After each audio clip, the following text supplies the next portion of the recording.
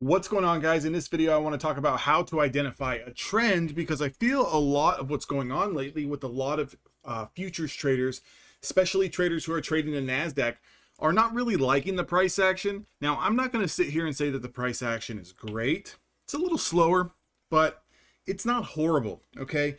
And I think a lot of traders have problems with these trend days, although a lot of traders say that there is no trend.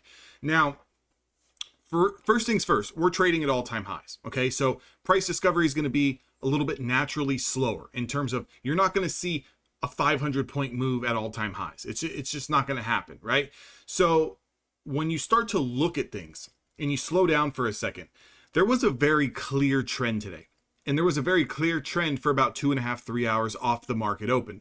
Now, I don't know about you, but I'm not a trader who's looking to sit at the computer screen for 8 hours and try to find every little micro tiny move up, down, up, down, up, down, right? I want to identify what is the bigger trend for the day trying to tell me, and where can I kind of pick my spots. Here's why I say finding the trend today was not that hard. If you look at literally the first candle that opened up before the market New York session opened, it was a big red candle. Now, is that significant? Not really. But if you notice, the first 5-minute candle off today's open spiked up a little bit and then lost the 200 SMA. Now, I keep trying to drill this in a lot of traders' heads. Guys, technical analysis 101. If you're trading below the 50-day moving average, I don't care what time frame you're looking at, that's bearish.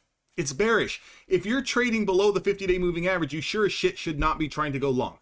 It's just technical analysis 101, okay? Like, we weren't born yesterday. If we are trading below the 200-day moving average, that's even more bearish. Think about this from a bigger perspective. If you're a long-time investor and you're a holder of equities, okay, holder of companies, you're not typically looking to go long below the 50-day moving average. You might look at the 200-day moving average as a potential bounce spot to buy the dip. However, if price action on a daily chart starts trading below the 200-day moving average, we are now in a quote-unquote bear market, or close to a bear market. Now, I'm not saying that we're in a bear market intraday if we're below a 200-day moving average on a 5-minute time frame. Of course not. But put it into the same perspective. If you are trading below the 200 SMA on a 5-minute time frame, is that bullish or bearish? Many of us are going to be able to answer that question very, very quickly. We are bearish, at least for the time being, until we can reclaim the 250-day moving averages, 200 SMA, 200 SMA, 50 SMA, okay, on whatever time frame you're looking at. So the trend today was bearish. We should have been looking for opportunities to short the market. So for example, first 5-minute candle right before New York opens closes below the 20 SMA. The candle right off the open confirms that closure below the 20 SMA, which in my room should be an automatic go, an automatic hit the sell button. Now, once we closed below the 200 SMA, that's a new setup. So once you get the little bit of a bounce here, look to other areas of supply where potentially we could be rejecting. In this particular case on my chart, it's the 200 EMA as well as the 5 SMA. Once we confirm that candle's low below the 200 SMA, it pretty much just sinks down to where? The next area of demand. Again, another technical analysis 101 lesson. Guys, stocks, equities, futures, whatever it is you're trading, if it's got a chart, it's got candlesticks, it's got supply and demand, you're going to trade from supply to supply, demand to demand. Does it always work out perfectly? Of course not. If it was a perfect world, we would all be billionaires and we would not be sitting here watching this video, and I would not be making this video. We would all just be billionaires. But more times than not, once you lose an area of support, the stronger the level of support, example 200 SMA, 50 SMA, linear regression channels, VWAP, so forth and so forth, the strong previous day higher low, the stronger the level, the more potential that this goes down to the next area of support. It's like once we gave up this 200 SMA on a 5-minute time frame today, it would only seem right that they gravitate towards the next strongest point where buyers were comfortable stepping in. And that was at this linear regression channel 50. Okay, so notice how once we got below the 200 SMA, it puts a little bit of a pop into the 200 EMA, 5 SMA, and consolidates for 15 minutes and then just starts to flush.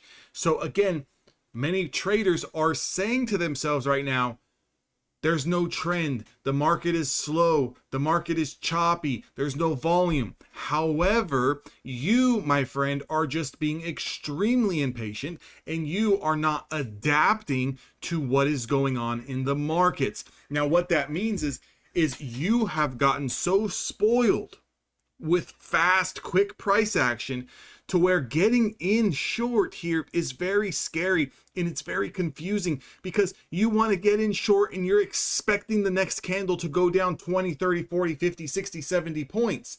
You're not accounting for it back testing areas of support or prior areas of support, which is now new supply, because we're in a strong overall bullish context market.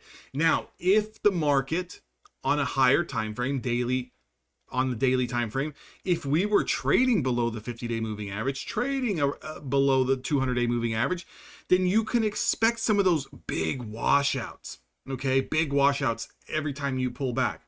But because the chart is bullish, the downwards action is going to be choppy and the bounces are going to be snappy, okay?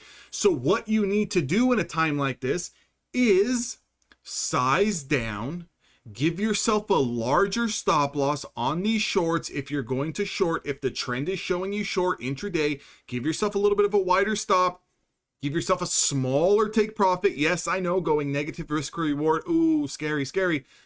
And allow some time for this to work out. Guys, literally since the first 5-minute candle, we never reclaimed that high. There was no area that ever got reclaimed. For God's sake, guys, we never even reclaimed the 20 SMA on a 5-minute time frame until much later in the morning, coming out of lunch. So the whole trend from market open until after lunch was bearish. Every pop should have been an opportunity to short. If you don't trust the quote-unquote trend, that's your problem. That's your personal bias. That's not you trading technically, that's you trading emotionally. Hope you guys understand that. If you did, give me a thumbs up on this video. Guys, if you need Apex evaluation accounts, 80% off right now using my discount code DAnthony. You guys can also get that link. It's down in the description box below. Also, all my information is down in the description box below. I will catch you guys all on the next video.